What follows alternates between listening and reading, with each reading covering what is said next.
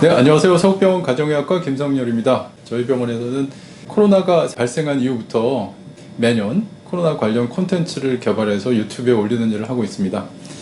코로나가 발생한 2020년 첫 해에는 코로나 환자들을 위한 코로나 치료, 예방법 이런 것을 유튜브에 올렸고요.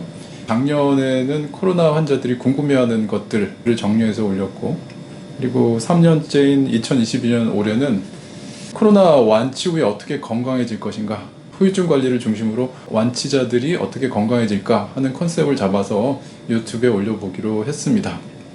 그래서 어떻게 할까 생각을 했었는데 이렇게 하기로 했습니다. 최근에 대한감염학회에서 코로나 후유증 진료에 대한 예비 권고안을 냈습니다. 이것은 물론 일반인들이 아닌 의료진들을 대상으로 만들어진 권고안인데, 이걸 좀 쉽게 풀어서 설명을 드리고, 그 뒤에는 이제 제 외래에 오셨던 코로나 후유증 환자들을 대상으로 한 인터뷰를 진행을 해보도록 하겠습니다.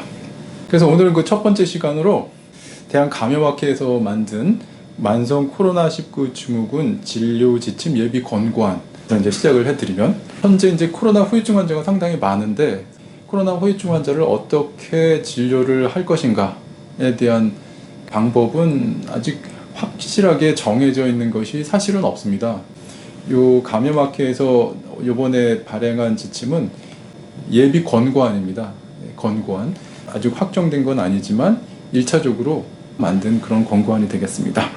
그래서 이제 코로나 후유증이라고 불리는 만성 코로나19 증후군, 이게 대체 무언가? 우리나라 감염학회에서는 코로나 후유증을 이렇게 정의를 하고 있습니다. 코로나 확진된 이후에 4에서 12주 사이를 아급성 코로나19, 12주가 지나서도 계속 증상이 나타나는 것을 만성 코로나19 증후군 이렇게 얘기를 하고 있습니다. 만성 코로나19 증후군의 임상적 특징, 주요 증상들이 어떤 것이 있느냐. 만성 코로나19 증후군, 그러니까 코로나 후유증은 코로나 당시에 있던 증상이 그냥 쭉 계속되는 경우도 있고, 또 하나는 코로나가 걸렸을 때는 아무 문제가 없었는데 한 달이 지나면서 피곤해지고 소화가 안 되고 어지럽기 시작하더라, 뭐 이렇게 오시는 분들도 있어요. 그러니까 다양하단 말이죠. 그래서 이제 그 증상을 말씀을 드리면, 가장 흔한 코로나 후유증은 뭐냐면 피로감, 체력이 떨어졌다 그러시죠. 코로나 이전에는 내가 이런 일을 했었는데 이런 일을 하고서도 큰 문제가 없었는데 코로나가 걸린 다음에는 피로감을 호소하시거나, 또 하나는 권태감, 인지기능 장애, 뭐 이런 증상들을 제일 많이 호소하신다고 해요. 일반적인 증상을 말씀드리면 열, 발열, 피로감, 아까 말씀드린 피로감, 어지럼증, 기침, 인후통, 호흡곤란, 가슴 통증, 또 하나는 가슴이 두근두근한다, 그 다음에 식욕부진, 오심, 구역, 복부 불편감, 그 다음에 두통, 그리고 경련, 그 다음에 미각 이상, 또는 후각 이상, 집중력 저하, 또는 기억력 저하, 그리고 근육통, 정신적 문제로는 우울하다, 불안하다, 잠을 못 주무시겠다, 이런 분들 많으신 것 같아요.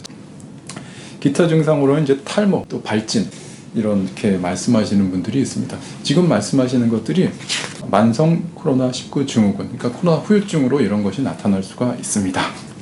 그래서 이런 코로나 후유증은 연구로 봐서는 남성보다는 여성에서 2배 정도 더 많이 나타난다고 하고요.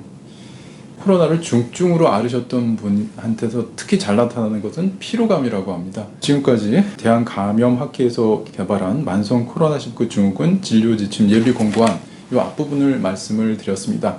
네, 감사합니다.